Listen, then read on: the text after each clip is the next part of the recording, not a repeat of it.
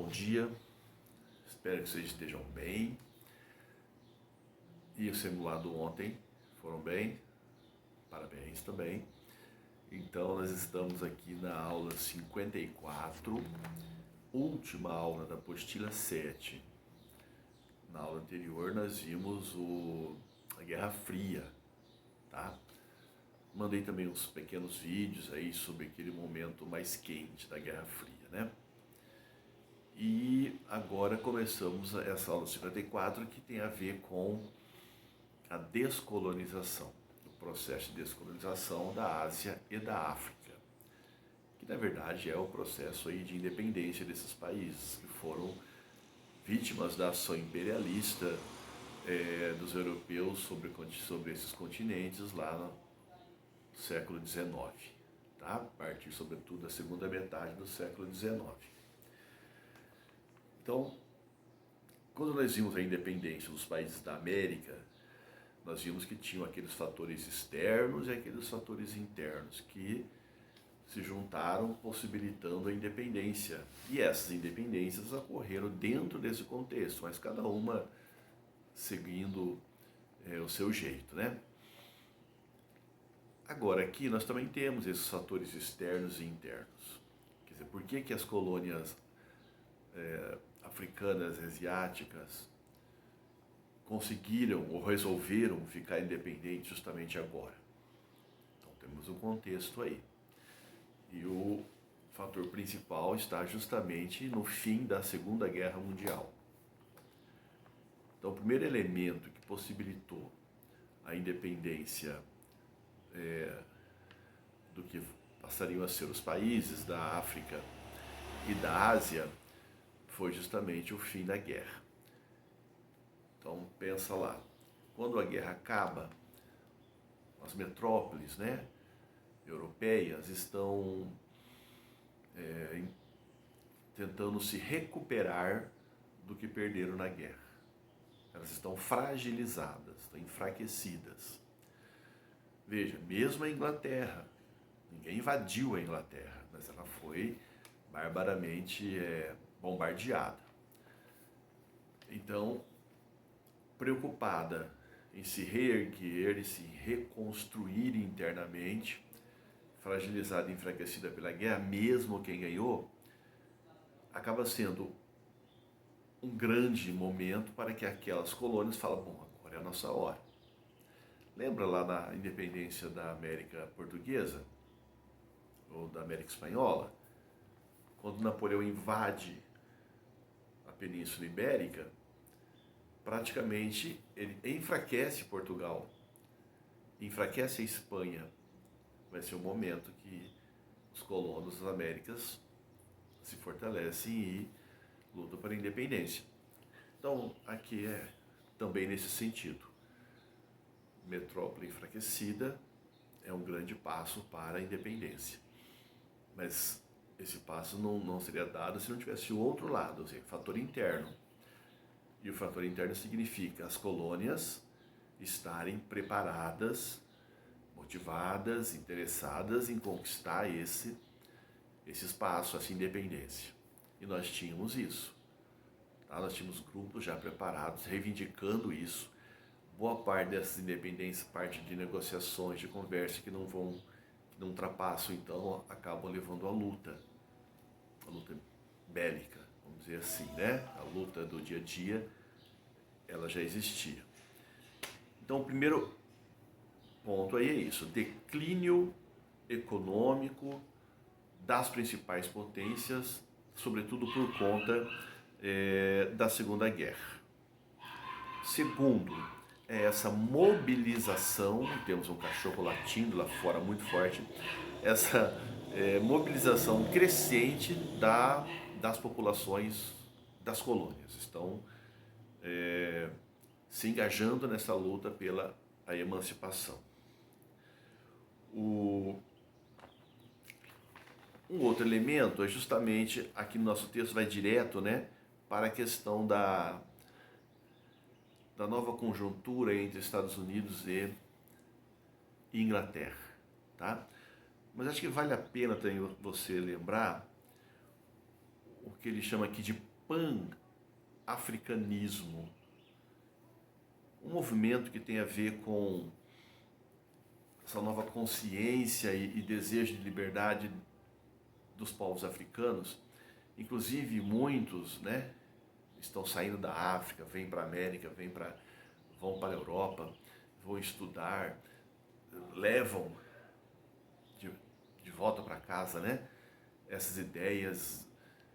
Portanto, esse sentimento aí e movimento pan-africanismo vale a pena ser citado. Pode aparecer aí, tanto ligado ao movimento de mobilização interna, se tem dois, né, que eu coloquei, ou pode ser colocado como um terceiro item.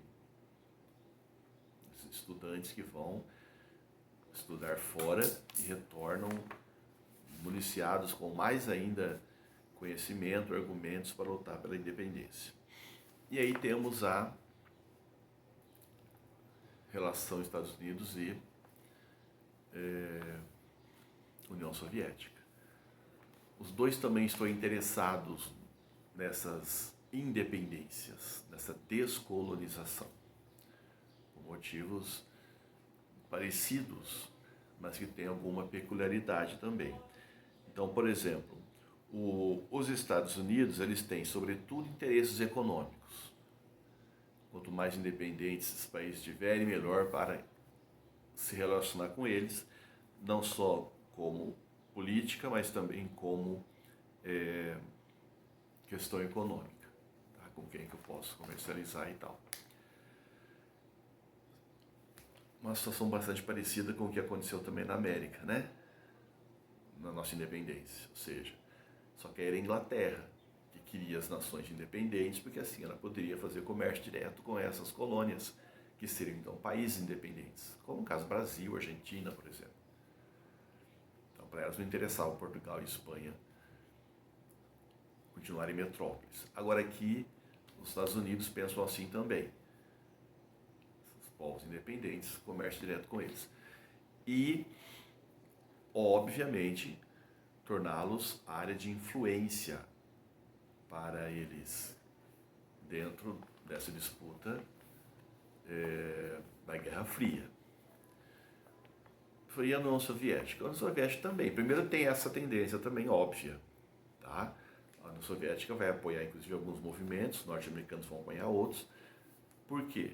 Porque se esse país vai ficar independente, eu apoio, ele fica do meu lado. Quer dizer, mais um para formar ou fazer parte do bloco, no caso aqui do bloco soviético. Então tem esse interesse político de ter essa área como área de influência também dentro da Guerra Fria. Tá bom? E tem também outro interesse mais ideológico da União Soviética. Qual seria? A União Soviética está indo na direção do socialismo, então qual que é a proposta socialista? Destruir o capitalismo. Então, entre outras coisas, né? Então, a teoria socialista diz que o imperialismo é uma fase do capitalismo. Então, nós temos que acabar com o imperialismo, portanto, vamos defender a independência dessas colônias aí. Então, mais romântico, né? Mais interessante, mas também sabemos que por trás tem esse interesse em dominar essas áreas, tá bom? Então, essa posição soviética de luta contra o imperialismo como parte da luta contra o capitalismo. Então, veja, já temos 3 ou 4 motivadores aí, dentro desse contexto, que possibilitaram as independências. Um marco vai ser em 1955, a Conferência de Bandung, lá na Indonésia. 29 países asiáticos e africanos, tinham até mais asiáticos do que africanos, mas tínhamos os dois, vão se reunir e vão colocar, vão fazer algumas propostas, né?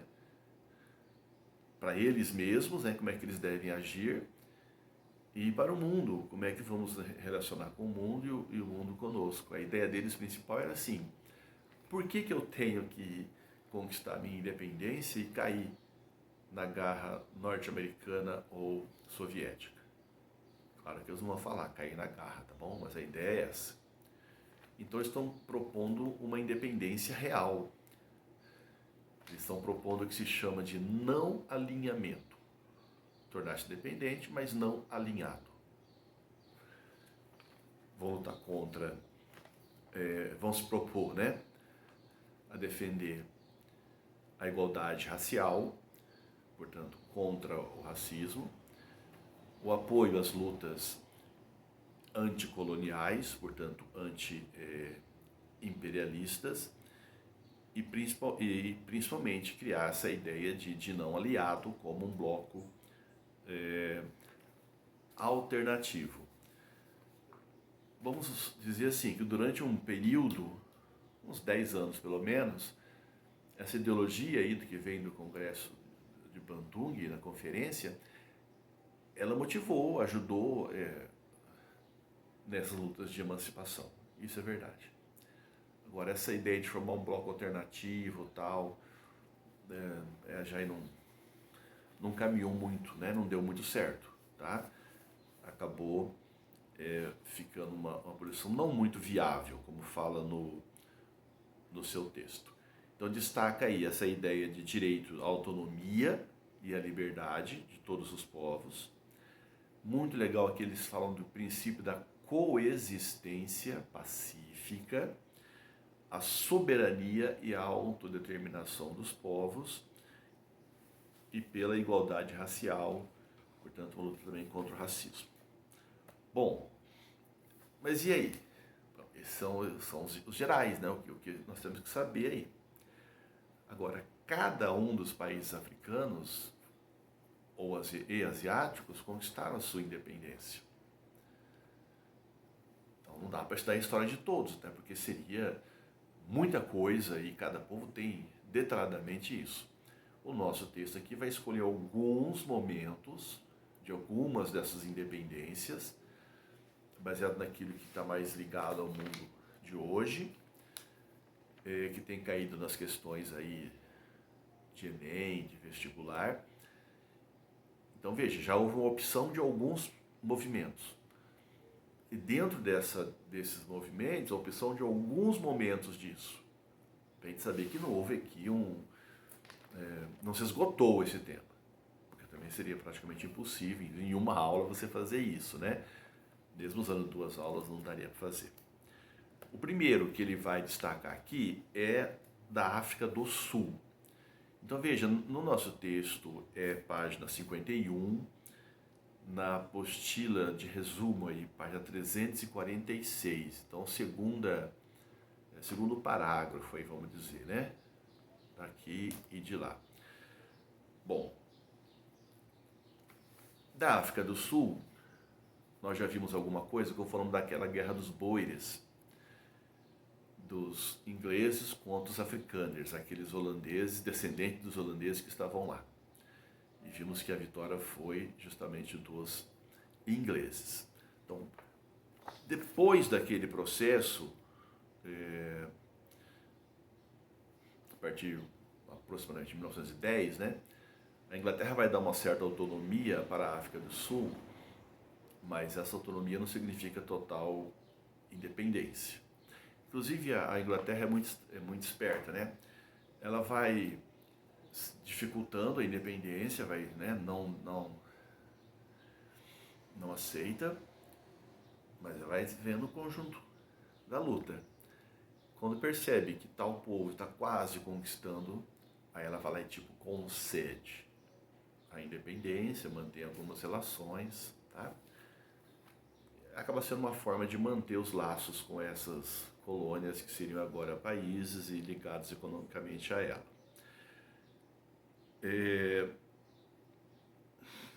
Bom, o que importa aqui na independência da África do Sul vai ser a instalação, a partir, sobretudo, de 1948, portanto, pós-Segunda Guerra.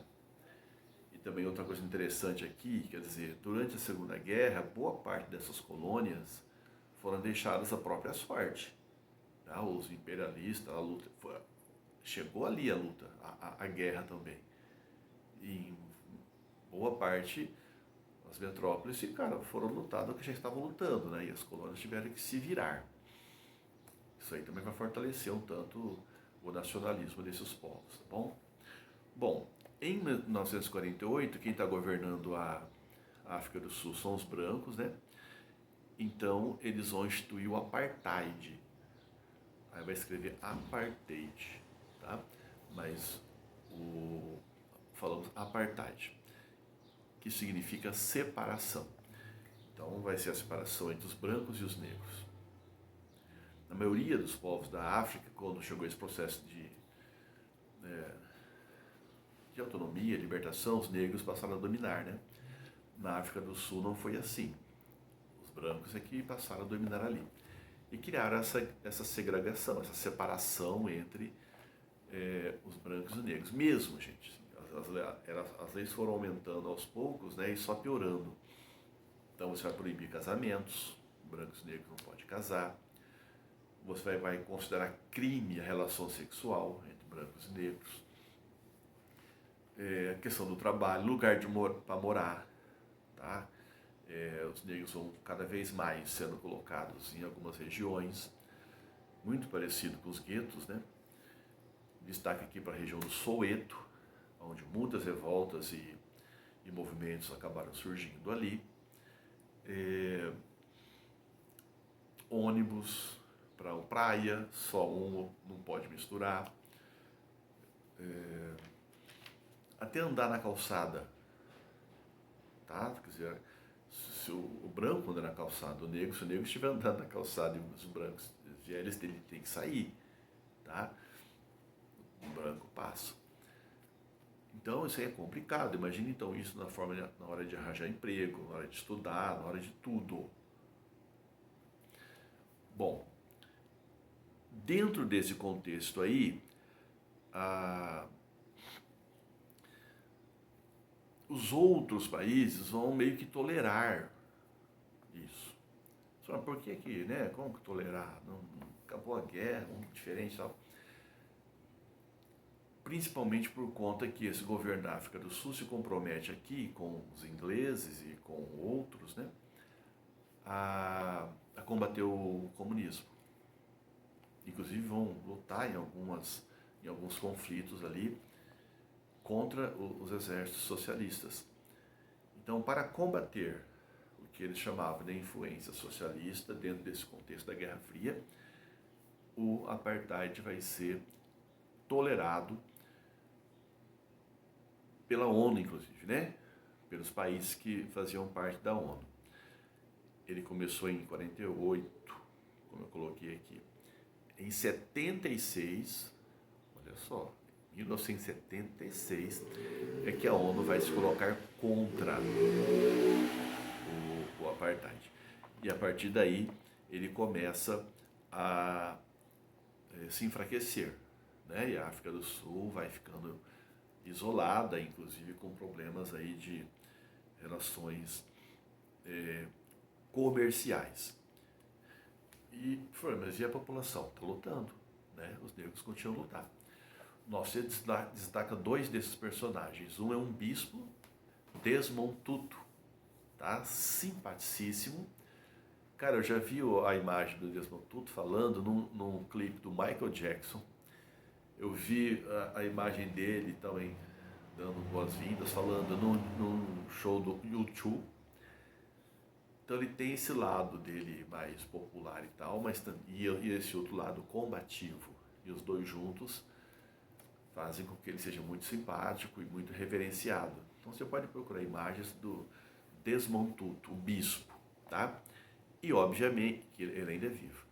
E obviamente do Nelson Mandela. O Nelson Mandela era de um partido político, partido do Congresso, né? Congresso Nacional Africano é o nome do partido dele. E ele já fazia as lutas ali contra a segregação, tá? Inclusive tinha preparo de guerrilha, luta tá brava, vamos dizer assim, né? Mas o Mandela acaba sendo preso em 1962, se eu não estou enganado, vai ser condenado aí à prisão perpétua numa cela pequeniníssima, né? E vai ficar até 1990. Mas ele, mesmo dali, ele é um personagem que motiva aqueles que estão combatendo lá fora. Já citei para vocês aquele filme da Sarafina, Sons da Liberdade, que fala muito sobre isso, mostra o bairro Soweto, como eu falei para vocês, e essa luta deles contra os afrikaners, que nesse momento são aqueles que vão estar governando depois da Segunda Guerra, né?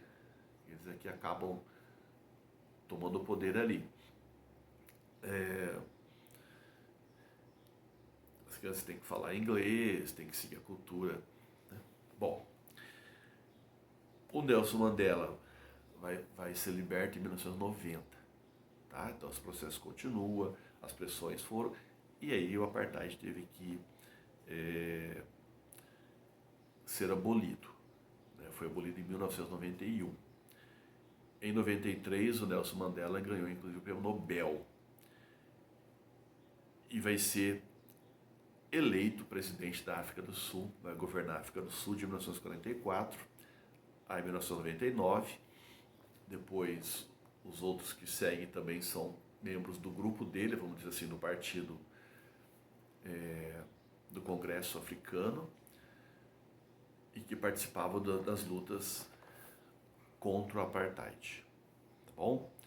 Obviamente que a África do Sul ela é bem politicamente bem organizada e tudo, mas sofre ainda com vários problemas econômicos, inclusive ainda problemas de discriminação, porque não é fácil, não é de uma hora para outra que isso muda. Bom, o segundo movimento TI, acho que vai dar tempo de falar só dele, é da Argélia. O destaque que aparece aí na Argélia é a guerrilha, né? Então, a independência da Argélia foi conquistada com muita violência, a chamada Guerra de Guerrilha. A Argélia tinha como colônia imperialista lá a França, que não, né, e tem uma população até minoritária lá na Argélia, mas que vai resistir, não vai deixar a luta de independência caminhar, acontecer e tal. Mas ela consegue a sua independência em 1962.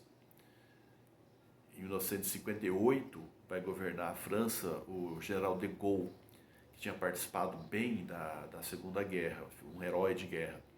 Então, a partir do governo dele, as negociações para a independência da Argélia se tornaram mais efetivas, e em 62 eles são independentes.